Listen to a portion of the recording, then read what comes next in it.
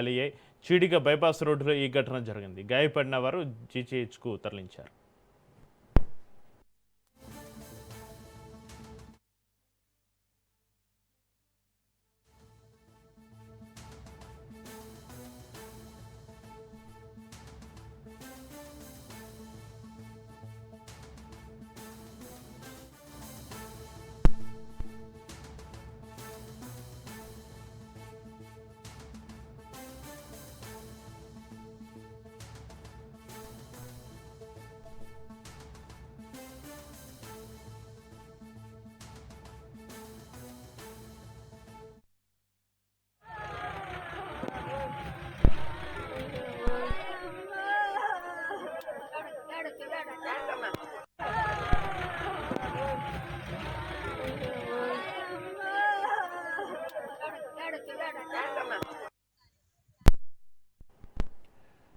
కాకినాడ జిల్లాలో రోడ్డు ప్రమాదం జరిగింది.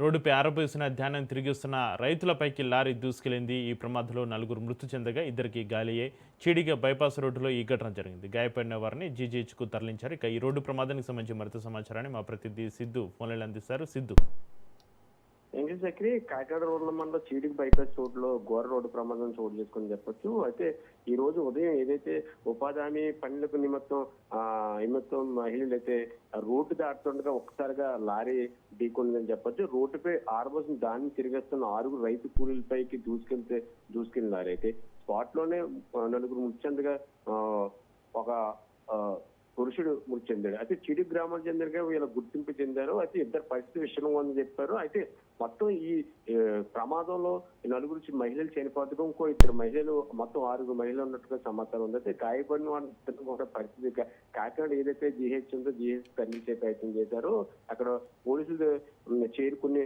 కేసు నమోదు చేసి దర్యాప్తు చేస్తున్నారని చెప్పవచ్చు. అయితే మృతి చెందిన వారిలో కూడా 3 మహిళలు, ఒక పురుషుడు ఉండడంతో మొత్తం 6లో 2 మహిళల పరిస్థితి విషయంగా ఉందని చెప్పొచ్చు. చక్రి, సిద్ధు, లారీ డ్రైవర్ నిర్లక్ష్యంతోనే ఈ ప్రమాదం చోటు చేసుకుందా? సిద్ధు, అదైతే తెల్లవారుజా ఏదైతే లారీ డ్రైవర్ నిర్లక్ష్యం వహించో అయితే రోడ్డు దాటంగా ఏదైతే అక్కడ చీడిగ గ్రామంలో రోడ్డు క్రాస్ చేస్తుండగా కూడా ఒక్కసారిగా ఢీకొందని చెప్పొచ్చు. లారీ డ్రైవర్ నిర్లక్ష్యం వల్ల ఈ వ్యవహారం ఈ సంఘటన జరిగిందని చెప్పొచ్చు. చక్రి, లారీ డ్రైవర్ని అదుపులోకి తీసుకున్నారా పోలీసులు ఏం చెప్తున్నారు?